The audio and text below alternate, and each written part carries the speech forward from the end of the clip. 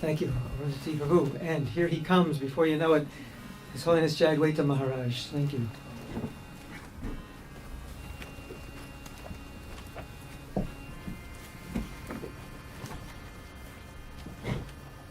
Namo Vishnupadaya Krishna Prishtaya Bhutale Srimate Bhaktivedanta Swami Namane Namaste Saraswati Deve Gauravani Pracharine Nirvishesha Shunyavadi Pashtati Deshatarane.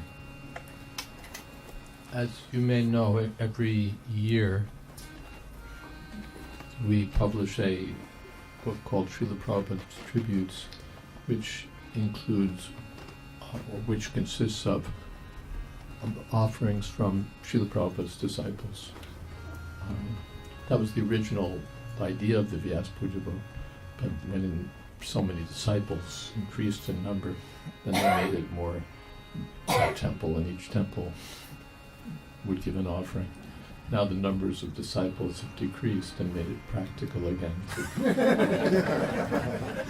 return to the original idea.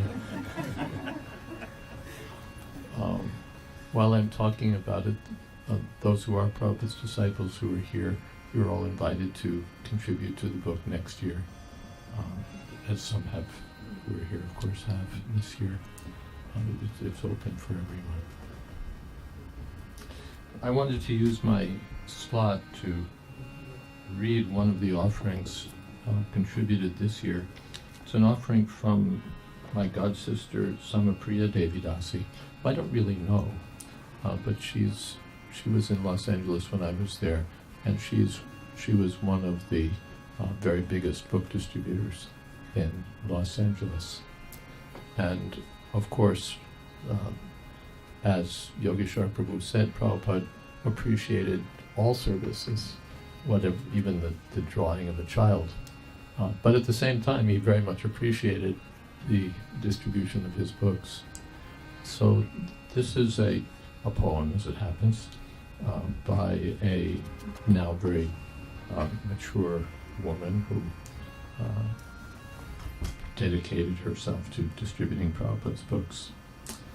Namo Vishnupadaya Krishna Prishtaya Bhutale Srimate Bhaktivedanta Swami Namane Namaste Saraswati Deve Gauravani Pracharine Nirvishesha Shunyavadi Pashtati Deshatarane. Ballad of a Sankirtan devotee. Brihad Mridanga, drumming with a sacred, mighty force, meant to keep your mission on its elevated course. Not graced to travel with you as your servants or your cooks, we dedicated our lives to passing out your books. This life is very precious, nothing more that one can give than ease the suffering of lost souls and show them how to live. Clad with faith as armor, we wield the sword of truth. Enlisted in your army, we sacrificed our youth. One becomes compassionate by being kind to all, lifting every jiva from his downward tragic fall. The Sankirtan mentality gives everyone a chance, awakening a love supreme that lifts all hearts to dance. Taking up this service, one must be strong and brave, to see the soul in everyone, not choose whom he will save, but leave our egos far away from the holy site where these books of truth emerge. Some will run in fright. A sacrifice for your desire is our only claim. We thrive upon your sacred text and chant the holy name. Not graced to travel with you as your servants or your cooks, we dedicated our lives to passing out your books.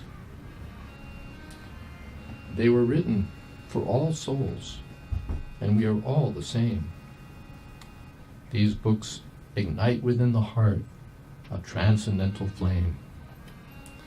Enlightened words of ecstasy exist on every page. What could be more valuable in this fallen age? In silent hours of the night, absorbed in meditation, writing down the Lord's decrees of secret revelation. As he spoke to Pandavas, a battle though it took, the essence of the Vedas is captured in your book. The Guru is always present, but we must play our part. He comes to teach us love of God begins within the heart.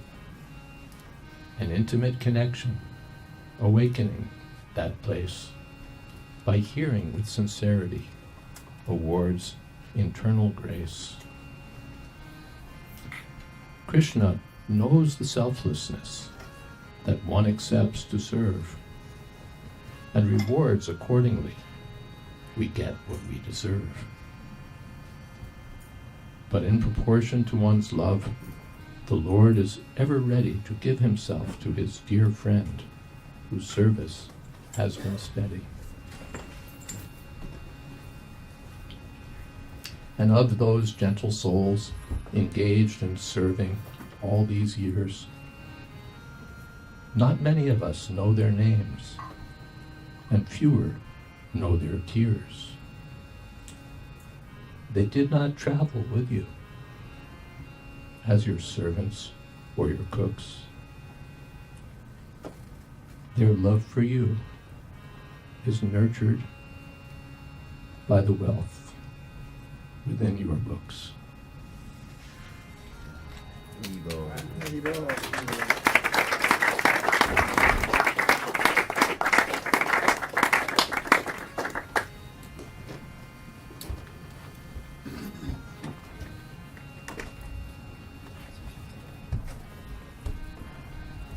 Thank you, Maharaj.